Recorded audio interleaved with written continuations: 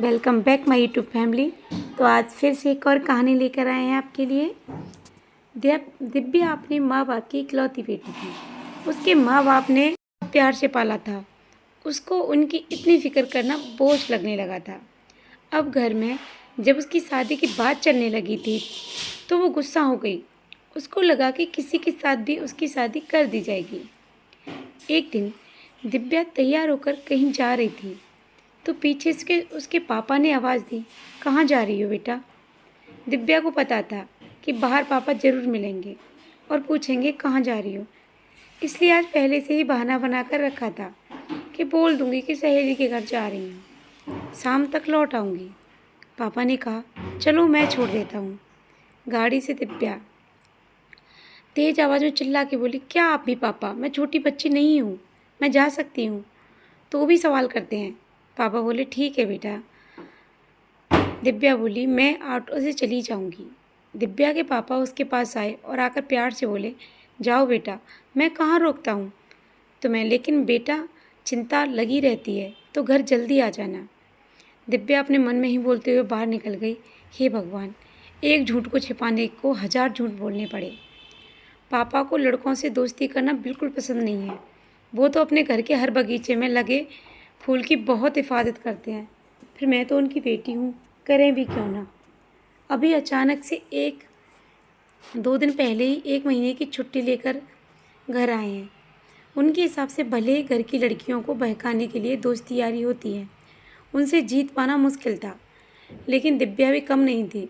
उनकी इतनी सख्ती के बाद भी एक लड़के से दोस्ती कर ली और उसके साथ शादी के सपने भी देखने लगी। किसी तरह घर से निकल के चल दी, जहाँ उसका दोस्त सुमित उसका इंतजार कर रहा था। तेजी से कदम बढ़ाती ही उसकी तरफ चल दी। उसके दिल और दिमाग में बस सुमित ही था। उसके ही ख्यालों में हर पल खोई रहती थी। सुमित उसको शुरू में अच्छा नहीं लगता था। पहले दिन जब उसने अपनी गाड़ी उसकी स्कूटी से टकराई थी, तब गुस्से के मारे उसको थप्पड़ मार दिया था। वहाँ खड़े कुछ और लोगों ने भी उसको और पीट दिया था। अगले दिन उस जगह पर पहुँचते ही सारी घटना दिव्या की आंखों के सामने आ गई। गुस्से से पागल होकर वह आज कॉलेज गई थी। आज अगर वह दिख गया होता तो उसको स्कूटी से कुचल देती। दिव्या बड़बड़ाती हुई अपने कॉलेज में चली गई। उसका मन अशांत तो बहुत था, लेकिन बिना मन के घर चली आई थी। अचानक से 1 महीने के बाद सुमित दिव्या के कॉलेज के बाहर दिख गया था। उसके दोनों हाथों पर प्लास्टर चढ़ा था। उसकी नज़रें झुकी हुई थीं। वो दिव्या के पास आकर माफ़ी मांगते हुए बोला, मुझे माफ़ कर दीजिए। दिव्या गुस्से में देखकर घूरती हुई कॉलेज के अंदर चली गई। दिव्या का मन पढ़ाई में मन नहीं लगा। शाम को फिर सुमित उसी जगह पर वैसे ही दिखा था, लेकिन दिव्या उसको नज़रअंदाज करते हुए वहाँ से चली गई। यह सब काफ़ी दिनों तक चलता रहा। फिर एक दिन दिव्या अपनी स्कूटी को खड़ा करके उसके पास आई और गुस्से में सुमित से बोली, चाहते क्या हो तुम? हाथ की तरह पैर भी तुड़वाना चाहते हो क्या? यहाँ मेरी जैसी बहुत लड़कियाँ हैं, सब मिलकर मारने लगेंगी तो इस दुनिया से चले जाओगे। बताओ क्या बात है? सुमित बोला, मैं आपसे माफ़ी मांगना चाहता था, लेकिन लगता है मेरी गलती माफ़ी लायक नहीं। दिव्या ने सुमित को बड़े ध्यान से देखा तो बोली, चलो ठीक है, जाओ, माफ़ किया। सुमित धन्यवाद बोलकर बड़ी तेज़ी से रोड के आगे की तरफ चल दिया। दिव्या पूरी रात सुमित के बारे में सोचती रही। दिव्या को लगा लड़का साफ दिल का है, मैंने उसके साथ गलत किया, और दूसरे दिन कॉलेज के गेट पर चारों तरफ उसको ढूंढती रही, मगर वह कहीं नहीं दिखा। 1 हफ्ता बीत गया। सुमित जाने कहाँ चला गया था। एक मन में अजब सी उलझन के लिए हर दिन दिव्या उसको तलाशती रहती। उसकी तलाश करीब 16 दिन बाद पूरी हुई, जब वह दिखाई दिया। सुमित बाजार में मिला था। जैसे ही दिव्या ने उसको देखा, आवाज़ देकर बुलाया, और उसका नतीजा यह निकला कि आज वह मम्मी पापा से झूठ बोलकर उससे मिलने जा रही थी। मम्मी तो ठीक, मगर पापा से बहुत डर लगता है, सरकारी आदमी है। जब से छुट्टी आए हैं, उनके सामने जाने की हिम्मत नहीं रह गई है। आज सुमित बहुत बड़ी कार लेकर आया था। गाड़ी में ड्राइवर भी था। किसकी गाड़ी मांग लाए हो? दिव्या, आज का दिन मेरी ज़िंदगी का बहुत बड़ा दिन है। यह कार मेरी है। आज की पार्टी हम दूसरे शहर में मनाएंगे, वहाँ के सबसे महंगे होटल में। सुमित ने बोला। अरे, दिव्या चिल्लाई, मुझको पहले तो तुमने नहीं बताया था। दूसरा शहर तो यहाँ से बहुत दूर है, मैं नहीं जा सकती। वहाँ इसलिए तो ये बड़ी गाड़ी ली है, देर रात तक हम लौट आएंगे। सुमित किस करते हुए बोला, अरे दिव्या, जिस सहेली से मिलने का बहाना बनाकर तुम आई हो उसे बीमार बना दो, ठीक है। ऐसा बोलकर सुमित जोर से हंसने लगा, जिस पर ड्राइवर भी हंसने लगा। दिव्या तेज आवाज़ में बोली, गाड़ी रोको, वरना। इतना सुनते ही सुमित गुस्से से आग बबूला हो गया। बोला, क्या करेगी?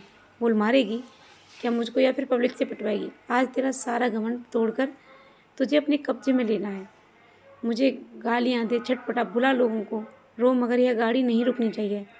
ऐसा बोलते हुए दिव्या को अपनी तरफ खींचने लगा। दिव्या खुद को बचाने लगी। यह सब देख दिव्या को अपने घर और माता पिता की याद आई। वो रोते हुए अपने पापा को बुलाने लगी। आप सही बोलते थे पापा, मायका लड़की के लिए सबसे सही होता है। दुनिया तो बस मतलब से प्रयोग करती है। जोर जोर से चिल्लाने लगी, मुझे बचा लो पापा, मेरे पापा तुम्हें नहीं छोड़ेंगे, तुम उन्हें नहीं जानते, वो तुम्हारे किए की सज़ा तुम्हें ज़रूर देंगे। सुमित के बाल खींचते हुए दिव्या चिल्ला रही थी, खूब जानते हैं हम तुम्हारे पापा को, अधिकारी हैं वह। और सुन लो, यह तुम उन्हीं के किए का फल भुगतने जा रही हो। तेरी गंदी वीडियो वायरल करनी है मुझको। यह सब सुन दिव्या को तो जैसे बेहोशी सी आ गई। अभी बस कुछ सोचती समझती तब तक 2-3 गाड़ियाँ रास्ता रोककर खड़ी हो गई। उन गाड़ियों से उतरकर कई लोग कार के पास आए। उनको देख दिव्या और डर गई। उसने समझा कि यह सब लोग सुमित के साथी हैं। लेकिन जब सुमित ने उनसे पूछा, तुम लोग कौन हो, मेरा रास्ता रोककर क्यों खड़े हो? पहले तुम सब बाहर निकलो, हमें गाड़ी चेक करनी है, उन लोगों ने कहा। सुमित बोला, हम शरीफ लोग हैं, यह बहन है हमारी, इसकी तबीयत खराब है, इसे हॉस्पिटल ले जा रहे हैं। वैसे मामला क्या है, कौन है आप लोग? सुमित डरते हुए बोल रहा था, पुलिस विभाग से हैं हम। हमें सूचना मिली है कि किसी कार से ड्रग्स की बहुत बड़ी खेप जा रही है। मरीज को अंदर रहने दो, तुम दोनों बाहर आकर गाड़ी चेक करने में हमारा सहयोग करो। ड्राइवर और सुमित नीचे उतर गए। दिव्या चुपचाप तमाशा देखती रही। उनके नीचे उतरते ही उन लोगों ने उन दोनों को गिरफ्तार कर लिया। सुमित बार बार पूछ रहा था, मैंने क्या किया है? तब तक दिव्या के पापा ने गाड़ी से उतरकर आने के साथ सुमित को एक छन्नाटेदार थप्पड़ गाल पर मारते हुए बोले, मैं बताऊं कमीने, तुमने क्या किया है? अपने पापा को देखते ही दिव्या गाड़ी से उतरकर अपने पापा से लिपट कर बोली, आप आ गए पापा। अरे पागल, मैं तो तुम्हारे पीछे हमेशा से हूँ। तुम ही प्यार में अंधी हो गई थी, जो तुम मुझे देख नहीं रही थी। जब तुम्हारी आँख खुली है और तुमने मुझे पुकारा तो सामने आ गया।